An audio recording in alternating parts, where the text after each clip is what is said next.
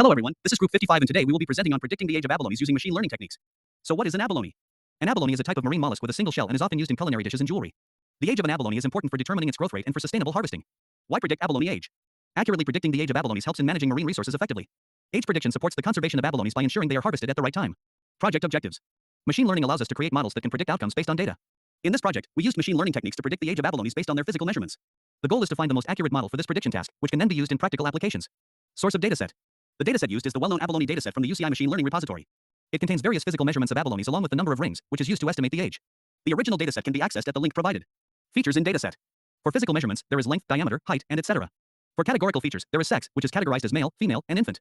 For target variable, there are rings, in which the number of rings on the shell correlates to the abalone's age. Age equals rings plus 1.5. Data preprocessing process. Convert categorical variables. The sex column is categorical, so we need to convert it into numerical values for model compatibility.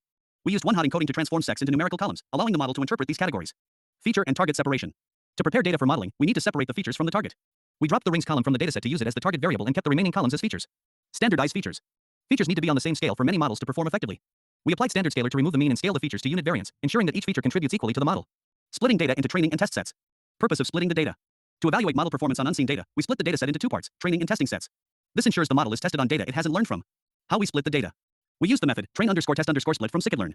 For the details, training set, 80% of the data is used to train the model. Testing set, 20% of the data is reserved for testing the model. Evaluation metrics.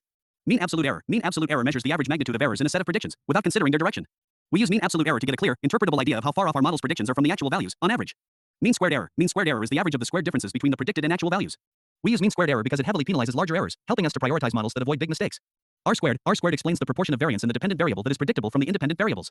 We use R squared to understand how well our model is explaining the variability of the target variable. These are the models that we used for this project. Linear regression. What is it? Linear regression is a simple and interpretable model used for predicting continuous outcomes. It models the relationship between the target variable and one or more features by fitting a linear equation to observed data. Why we use it? Simple and interpretable, easy to understand, making it ideal as a starting point. Basic relationships helps explore the connection between abalone features and age. Benchmark serves as a comparison for more complex models. Continuous target, well suited for predicting the continuous variable of abalone age. Linear regression implementation. Model initialization used linear regression from scikit-learn. Training fit the model to the training data. Prediction made predictions on the test data. Evaluation evaluated using mean absolute error, mean squared error, and R squared score. For this model, we achieved a mean absolute error of 1.59, mean squared error of 4.89, and R squared score of 0.54. Random tree regression. What is it? Random tree regression is an ensemble learning method that combines multiple decision trees. In regression, predictions from multiple trees are averaged. Why we use it? Improved accuracy and reduced overfitting. Robustness against noise and outliers. Provides feature importance estimates. Random tree regression implementation. Model initialization used random forest regressor from scikit-learn. Training, prediction, and evaluation are the same as before. For this model, we achieved a mean absolute error of 1.58, mean squared error of 5.10, and R squared score of 0.52. Decision tree. What is it? A supervised learning algorithm used for classification and regression tasks. Splits data into subsets based on feature values to create branches leading to decisions. Why we use it? Easy to interpret and visualize. Captures nonlinear relationships. No need for feature scaling. Decision tree implementation. Model initialization used decision tree regressor from scikit-learn. Training, prediction, and evaluation are the same as before. For this model, we achieved a mean absolute error of 2.06, mean squared error of 9.29, and R squared score of 0.14. Gradient boosting. What is it? An ensemble method that builds multiple weak models sequentially, with each model attempting to correct the errors of the previous one. Why we use it? High accuracy, gradient boosting can create very accurate models by combining weak models. Handles complex data, it is good at capturing complex patterns in data, making it effective for many tasks. Versatility, it can be used for both classification and regression. Gradient boosting implementation. Model initialization used gradient boosting regressor from scikit-learn. Training, prediction, and evaluation are the same as before. For this model, we achieved a mean absolute error of 1.57, mean squared error of 5.09, and R squared score of 0.52. Ensemble averaging. What is it? Ensemble averaging is a technique where predictions from multiple models are combined to make a final prediction. Each model's prediction is averaged to form a single prediction. Why we use it? Improves accuracy. Combining models often yields better performance than any single model alone. Reduces overfitting. Averaging helps mitigate the impact of individual model biases.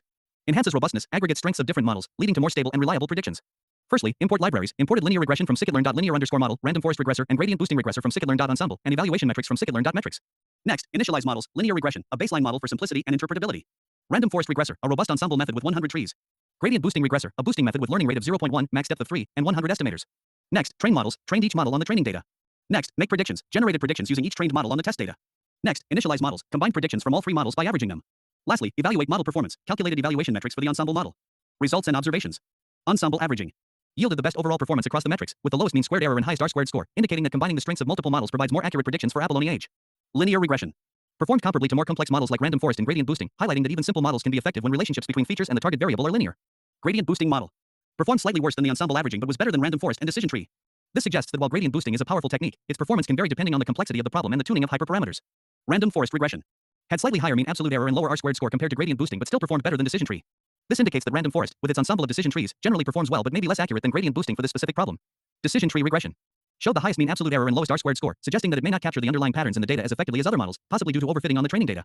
Had the highest mean squared error and lowest R-squared score, suggesting that it may struggle with complex datasets where interactions between features are important. This is often due to its tendency to overfit the training data and fail to generalize well to new data. Model performance insights. Feature complexity handling. Random forests and gradient boosting perform better because they can capture complex relationships and interactions between features and age. In contrast, linear regression struggles with these complexities due to its linear nature. Overfitting versus generalization. Decision trees tend to overfit the training data, resulting in poor generalization to unseen data, which affects their performance. Models like random forests and gradient boosting mitigate this by averaging multiple trees or boosting, leading to better generalization. Ensemble averaging efficiency. Ensemble averaging combines predictions from multiple models, leveraging their individual strengths. This method smooths out errors from individual models, resulting in a more accurate and robust prediction of abalone age compared to single models. Challenges faced. Feature limitations. Issue: limited number of features for prediction.